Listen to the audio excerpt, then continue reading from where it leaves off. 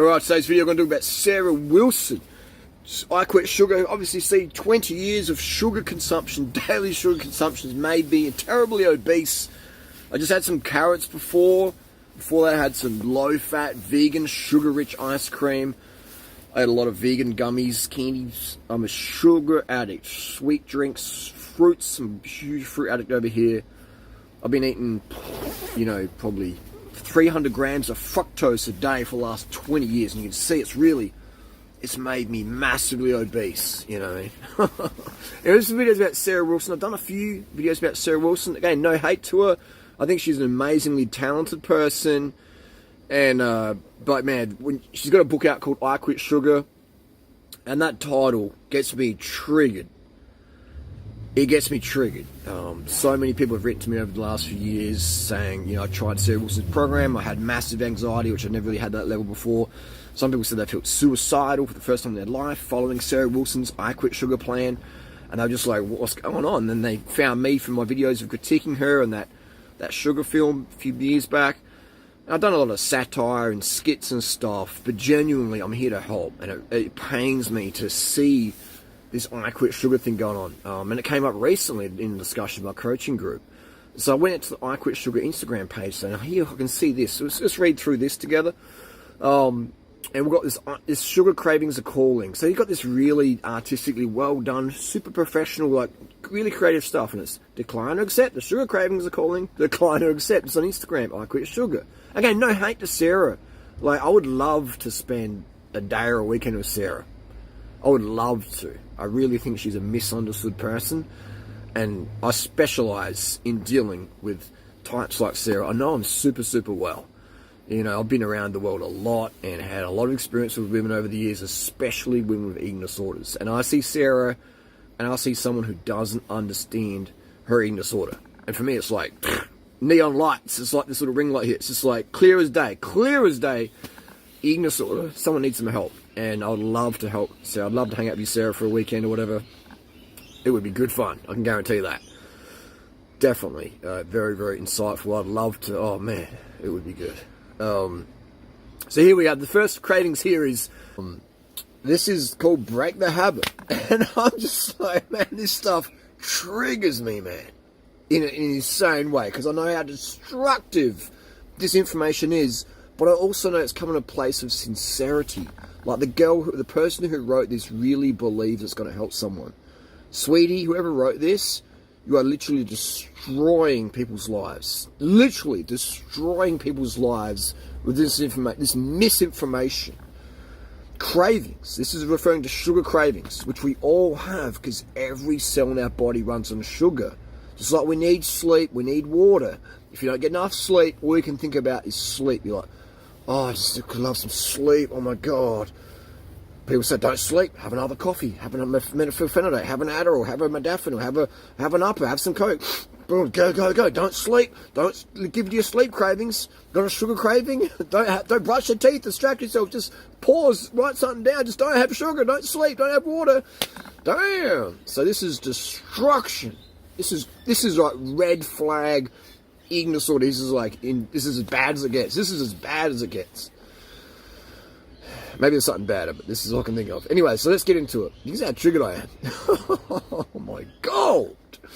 Cravings, they're ugly and dispiriting. Your sugar cravings ugly. You should feel ugly. Oh, I've craved something my body needs. Oh, that's ugly. I'm craving sleep. That's ugly. Oh my God. That's like, oh, I feel dirty. I need to shower. I had some sugar craving. Oh my God. But they're normal. Okay, so it's normal. I mean, you know what I mean? Like we're trying to make something that's normal ugly. That's really, really bad. So it's important to keep going. Some studies show it can take 21 to 28 days to change your habit. Others says 66 days. Not 65, not 67, 66 days. But that doesn't matter. We feel that 66 days is more realistic, hence the 8-week program. Damn. It's just crazy, man. This is what leads some people to suicide. Just their dopamine and their serotonin gets so low on these low-carb diets, fearing sugar, no sweet. Oh my God, life's meant to be sweet. Sarah Wilson literally jumped out of a car. All right, that's how bad she feels. And I'm not trying to say this to We'll get to that in a second. This is her words in the Marie Claire interview. I'm not trying to like be nasty or mean. I'm just saying this is what sugar-free world can lead to. It definitely ends the suicides. Like I strongly believe there's no one out there in life who wants to end it all, who's just chugged down a whole bottle of cordial. You go and do that. You go and get to the darkest place of your mind, and you chug down a bottle of cordial, and then about a minute later, you're just like, damn, where'd my problems go? Well, I'm going to have a little lay down, I'm going to have a little nap. This is weird. I don't know. I feel good. I feel like, I don't know, this is, wow, Durianrider was right. You know what I mean? Just try it, man. But I know a lot of people have eating disorders, rampant eating disorders, and they won't have any refined sugar because they think sugar makes you fat. Even though you got me over here, looks like an absolute crackhead from Footscray, who lives on sugar, as most of my calories are coming from white rice, fruit, sucrose, table sugar added to my things, cornflakes, cereals, low fat preferably, and vegan.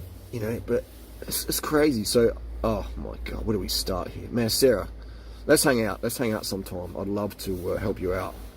So this one here is, for example, let's say you get a craving for chocolate. Instead of going in on the M&Ms, you get out your journal.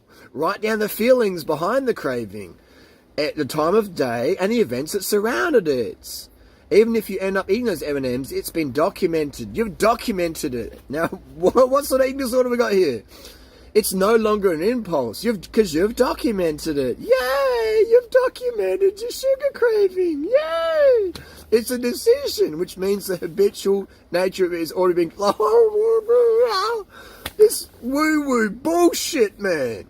This is like, oh my God. And I'm trying not to come across like an arrogant douche, and I'm struggling how to not do that. How about, instead of having M&Ms, have some fruit with sugar on it? And you won't want your fatty M&Ms that are full of dairy and give you inflammation and stuff, all right? I mean, it's better to have M&Ms than nothing and to be a hangry bitch to everyone around you, for sure. Have your M&Ms if that's all you got, but ideally, have something that's low fat, doesn't have the dairy, that's vegan ideally. What the best would be fruit, fresh fruit or tinned fruit, sprinkle some sugar on there as much as you want, have that, or have a little rice, have a big rice dish, a little rice dish, as much as you want, white rice and water, or some fat-free soy milk or low-fat soy milk, sprinkle on there as much sugar as you want, a bit of cinnamon, have that, man. And you'll be like, oh, wow. Have a little lay down, have a little power nap, and then bang, you'll come back, a new person. Oh, I had my sugar, I gave in to the cravings. Oh. Eating disorders, man. The hardest people in the world to help are the ones with eating disorders. And so many people out there have eating disorders. Right? Just because you don't look like a twig doesn't mean you don't have an eating disorder, people. Right? Eating disorders are rampant. I would feel, in my opinion, training thousands of people the last 2 decades, the last 25 years, I would say probably like 90% of people out there have eating disorders on some level of the spectrum. From full-blown hospitalized anorexia to like just fearing sugar, weighing themselves multiple times a day. Oh, I weighed myself, well, I can't eat breakfast until I'm under that level. You know, and they might be obese, but they just have all these like belief systems going on there that's keeping them obese and keeping them unproductive compared to what they could be for their potential. All right. So someone like Sarah Wilson, like if Sarah's been this successful, fearing sugar, man, I could take her up to like infinity beyond 10 with sugar, you know. Oh man, and Sarah, like, look at my girlfriends over the years, all of them. Amazing bodies, and energy and personality, right? Damn, Sarah, what are you doing? Let's go to the next page here. Cravings often come from your body lacking in nutrients. The topic is sugar. Should be sugar cravings come from when your body's lacking in sugar. You've had a stressful day at work. You got kids shitting on the carpet. You got a dog that's run away. You got a boyfriend or girlfriend or whatever that's going crazy. You need to stabilize them. You need sugar. Every cell in the body runs on sugar. Well, I'm going to have no sugar. I'm going to document it. And I was like, oh my God. It's like you got to run to the top of the mountain to get help for someone that's just been crushed, their legs pinned by a boulder. And you got a sugar craving halfway up the mountain. You got to stop and write down, hey, running up a mountain today, Got to try to save little Johnny, who's got his leg pinned. I'm really craving some sugar. I think I've got low blood sugar, but it's probably just a craving. I'm going to sit on this rock and meditate, namaste, and document it. I'm going to document my craving, and then I'll go and walk and try and find the rescue helicopter and get with phone reception. But I'm just going to meditate for a little bit, and it's like, you know what I mean? That's just crazy, man. Try not to be a douche over here. I'm trying not to be a douche, but it's really, really hard. Fueling your body with healthy foods. What does healthy foods mean? Ask 100 people what healthy food is, you get 100 different answers potentially. At least 70 different answers. And densely nutritious veggies to keep cravings. Because broccoli, stuffing your gob full of broccoli and kale when you want something sweet really works. It really does. Alright? Gobbling a handful of multivitamins that'll blow your vitamin middle charts, the levels off the charts, that really will curb your sugar cravings at the moment, will it? It will. It will. Will not. Visualize a muscle. Visualize a muscle when you got a sugar craving. Change happens by building habits in our minds. Slowly, by flexing regularly, we build neural pathways in our brains until we're doing things differently, effortlessly. So every day we flex our, I'm not going to eat sugar, thanks, muscle, the stronger we get. That is true. Every day you don't eat sugar, your relationships quality, your life quality goes down and down and down. Your performance goes down and down and down. To compare to your hypothetical twin who has as much fruit, rice, and white sugar as they want. 100%. Look how clear my eyes look. Alright? Look how clear my eyes look. Yeah, maybe my face looks like a bit of a baseball mitt. One of those ones that's been stuck under the locker room, change room floor chairs. But you can see my clarity in my eyes. Go for all my videos, lighting or whatever. I've always got clear under my eyes because I'm always getting enough sugar. If I don't get enough sugar, black, big bags under here, straight away. Like within a day or a few hours. Just big panda eyes. Alright? You'll notice the people out there. I'm 44, alright? You'll notice people. Now, some people it's genetic, but all the people with genetics that I've known who increase the sugar, the bags are less than ever before. It's like, wow, you wearing concealer? Like, what happened to your bags? Okay? Try it and look around at the people who fear sugar, especially Caucasian people like myself.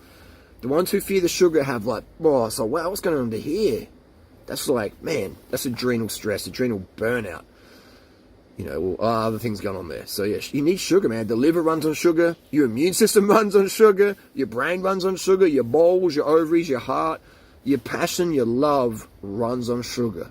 Who wants to be in love with broccoli? Imagine if you had to describe someone. What's he like?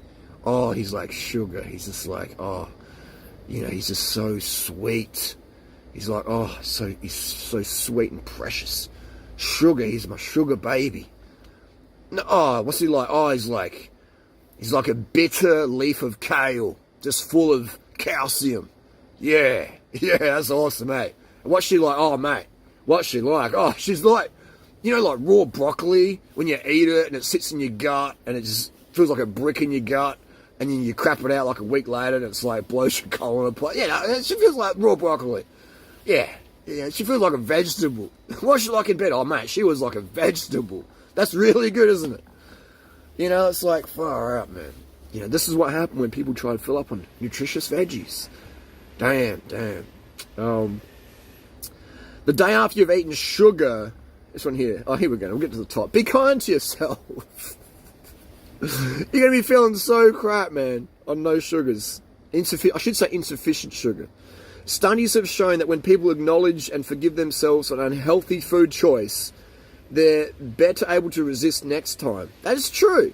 But sugar's not unhealthy. Every cell in the body runs on sugar. So I'd say your M&Ms or your Krispy Kreme donuts or something fatty that can give you heart disease and can lead to obesity, etc. Then yeah, that's unhealthy. And forgiving yourself, understanding why you have it, that's definitely, I agree with that. But we're trying to lump sugar in here. Sugar's not the baddie. It's the people sugar the things sugar hangs out with. It's like the good kid at school who's like a bit of an ambassador and socialises with everyone, not too judgmental. He goes and hangs out with the bad kids, and maybe they go throw rocks at buses or whatever, and that good kid is caught up in that.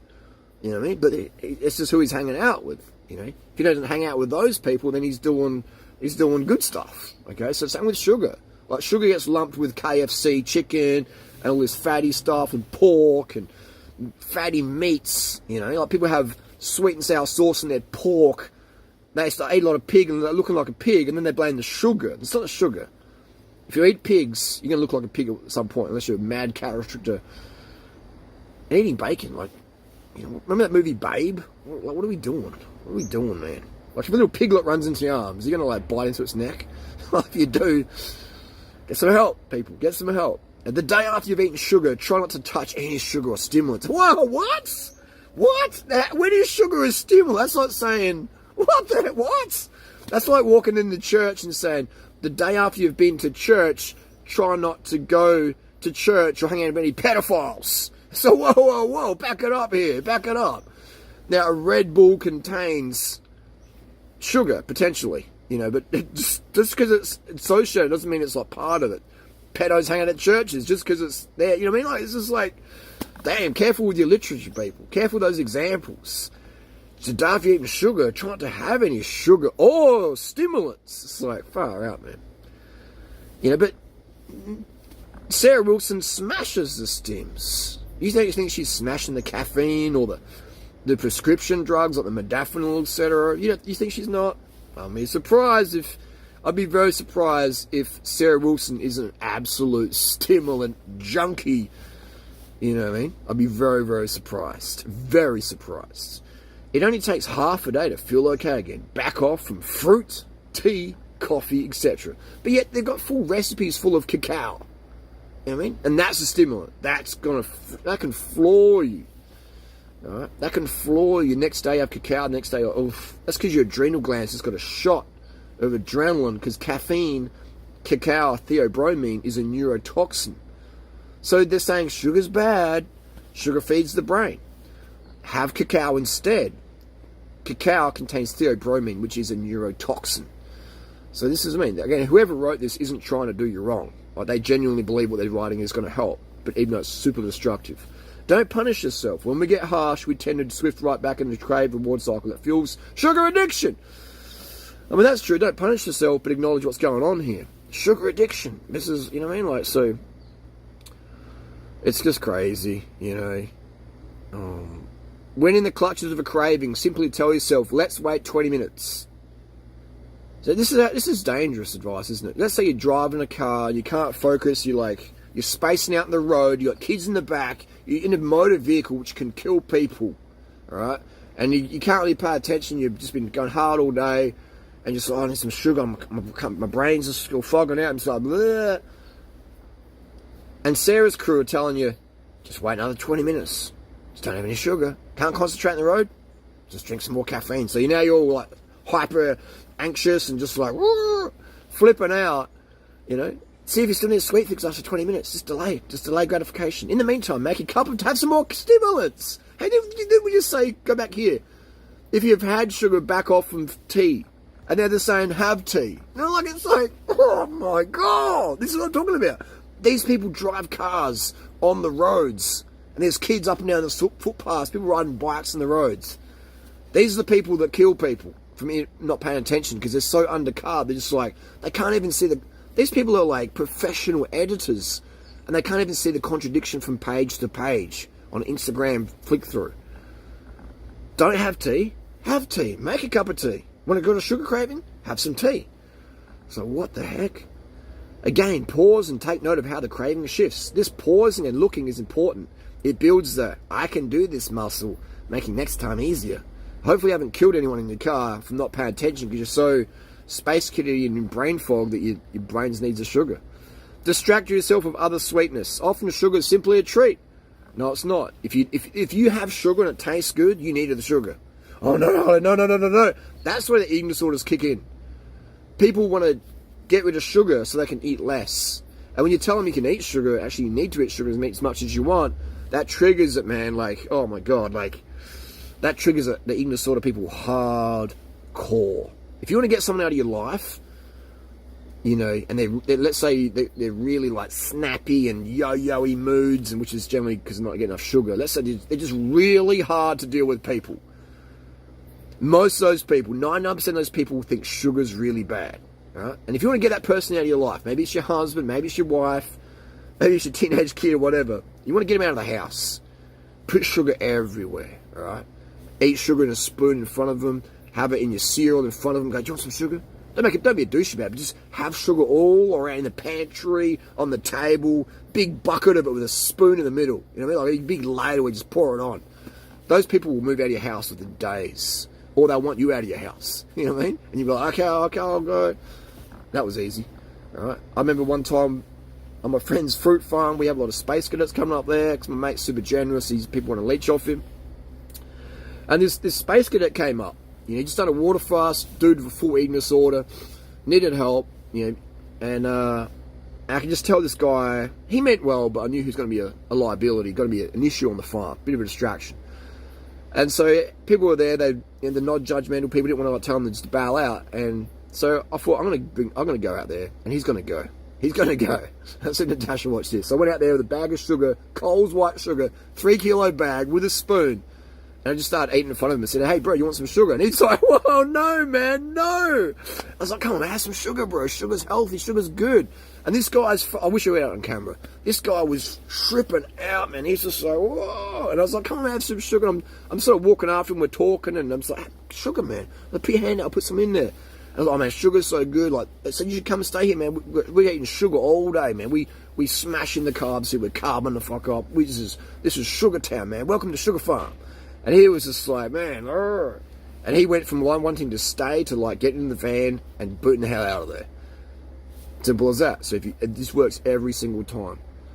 These people who have mental health issues, most of the time it stems from eating disorders. So if you want them out of your life, this is what happens. They get out of your life or they get help from you. You know, they start putting the sugar in the brain starts working like it should. And they're like, oh, wow, I'm being a bit irrational. I can calm down and chill out and get stuff done. So it's going to be a push away, you know. You're going to push them away with the truth, or you're going to help them with the truth. There's only 2 ways there. Push them away, they can find their path in life, or you give them the truth, which you are doing as well. The truth will push them away, or the truth will bring them in, and you'll help them. And they'll be great people to be around. Because these people are generally high achievers. When they get under carb, they become total space cadets and a liability to themselves and you.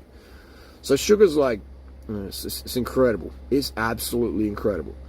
I've made some incredible friends of sugar, and I've pushed away a lot of people in my life because there's the sugar, and it's been great. Let's get to Sarah Wilson. This is a long video. I've got 10 minutes left. We're going to read this one up here, and I'm going to read it out. Sarah Wilson's, let me just check the camera in case we're doing this.